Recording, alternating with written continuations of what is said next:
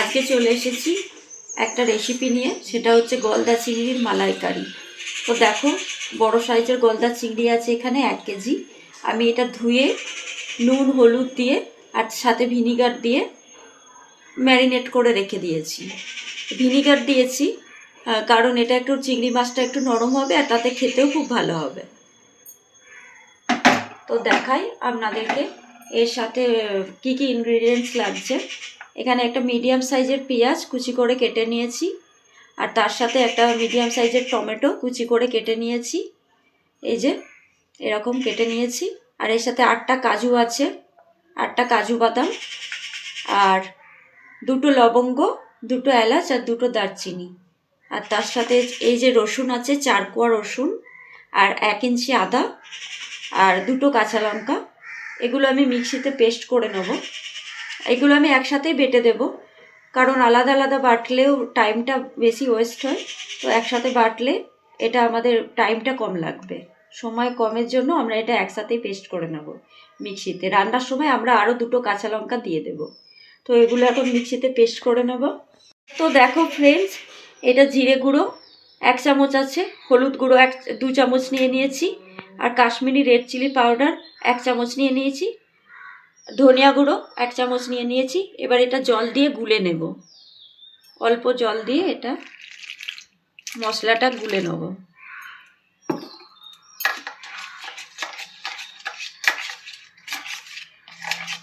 এভাবে মশলাটা মিক্স করে নেব জল দিয়ে।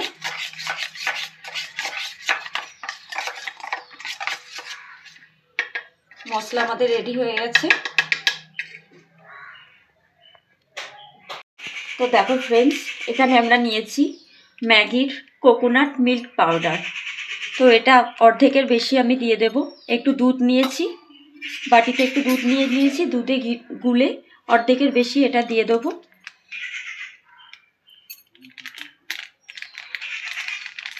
তোমরা চাইলে ঈষৎ উষ্ণ গরম জলেও এটাকে গুলে দিতে পারো। যেহেতু 1 কেজি চিংড়ি মাছ আছে, তো তার জন্য আমি এটা অর্ধেকের বেশি দিয়ে দিচ্ছি। এবার এটা দুধের সাথে মিক্স করে নেব।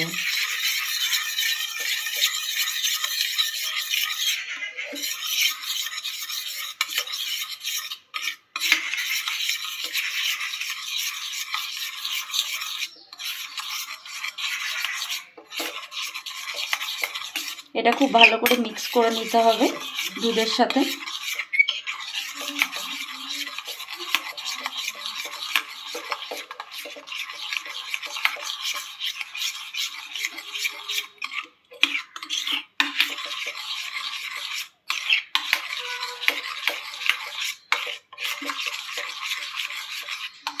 এটা মিক্স হয়ে গেছে। আপনারা চাইলে এটা ইউজ করতে পারেন যখন গলদা চিংড়ির মালাইকারি বানাবেন, তো তখন এটা ম্যাগির creamy coconut milk powder use করতে পারেন। এটা দুধের সাথে বা ঈষৎউষ্ণ গরম জলের সাথে মিক্স করে রান্নায় দিলে খুব সুন্দর টেস্ট হয়ে যাবে। এবার আমি কড়াইয়ে তেল দিয়ে দিয়েছি, 4 টেবিল স্পুন তেল। আমরা কম তেল খাই, তো কম তেল খাওয়া শরীরের পক্ষে ভালো, তো কম তেল দিয়ে রান্নাটা করব। ছোট চামচের 1 চামচ আমি কালো জিরে দিয়ে দিলাম।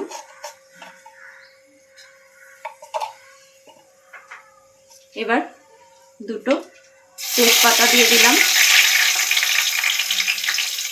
তার সাথে 2টো কাঁচা লঙ্কা আমি দিয়ে দেব।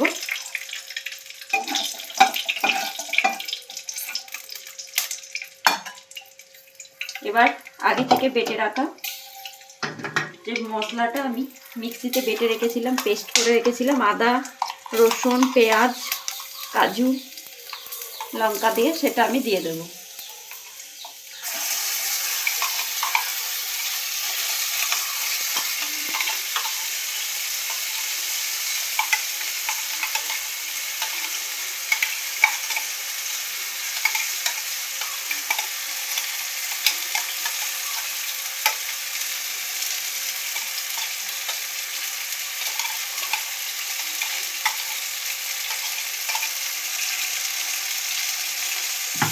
তো এবার আমি মশলাটা কষিয়ে নেব।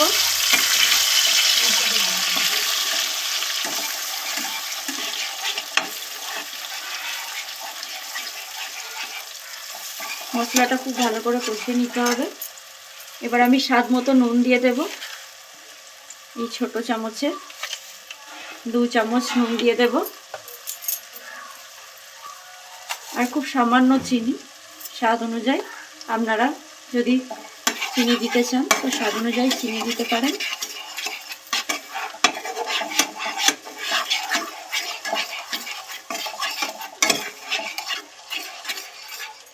এবার খুব ভালো করে মশলাটা কষাতে হবে এইভাবে। আছে,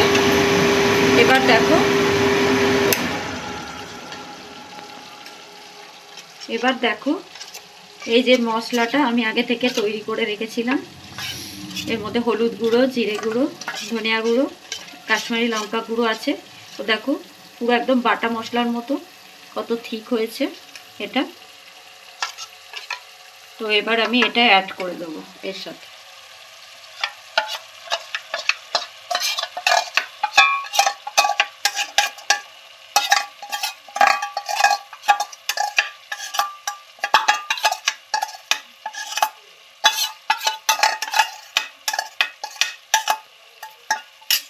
অ্যাড করার পর আমি আবারও কষিয়ে নেব সব মশলাটাকে একসাথে।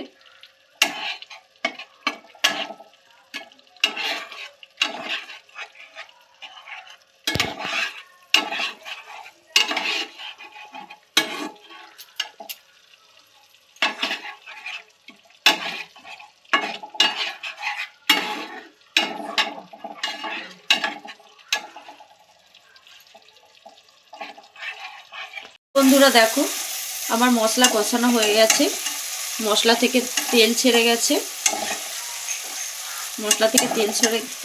গেছে, এবার আমি ম্যারিনেট করা চিংড়ি মাছটা, যেটা আমি নুন, হলুদ আর ভিনিগার দিয়ে ম্যারিনেট করে রেখেছিলাম, সেগুলো আমি দিয়ে দেব।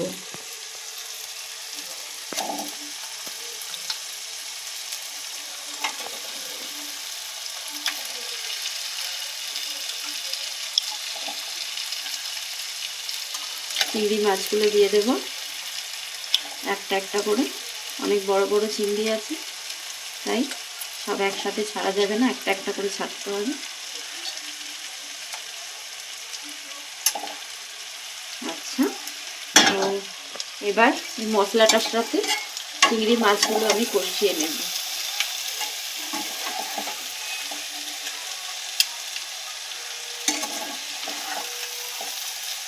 চিংড়িটা খুব ভালো করে কষাতে হবে মশলার সাথে।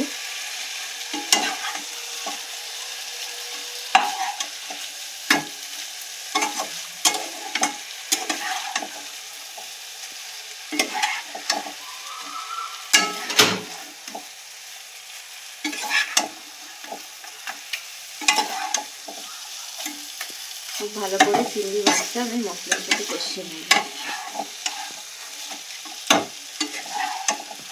চিংড়ি মাছ দেখো আমাদের কষানো হয়ে গেছে, এবার তেল ছেড়ে দিয়েছে, কষানো হয়ে গেছে। এবার নারকেলের যে দুধটা বানিয়ে রেখেছিলাম সেটা অ্যাড করে দেব।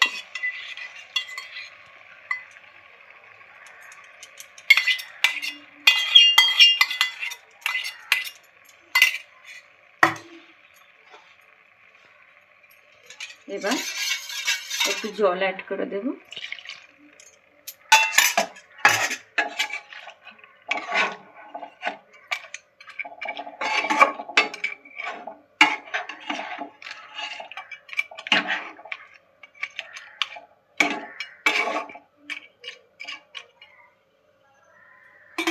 এর সাথে আরেকটু জল অ্যাড করে দেব।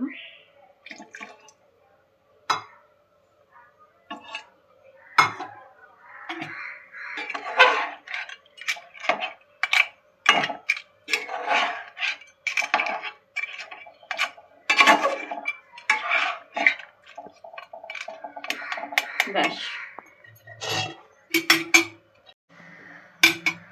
হয়ে গেছে, এবার আমি ঢাকা দিয়ে দেব।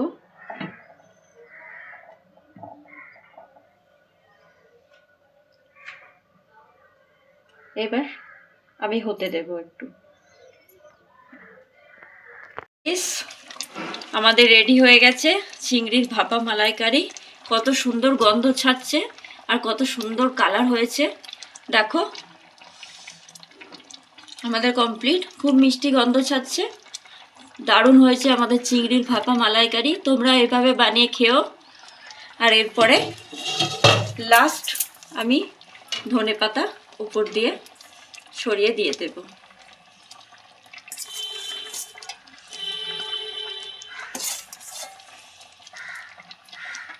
ব্যাস রেডি চিংড়ির ভাপা মালাইকারি। তোমরাও বাড়িতে ট্রাই করো, এটা খেয়ে দেখো, খুব আশা করি খুব ভালো লাগবে। আর কমেন্ট করে আমাদের অবশ্যই জানিও যে তোমাদের কেমন লেগেছে ভিডিওটা।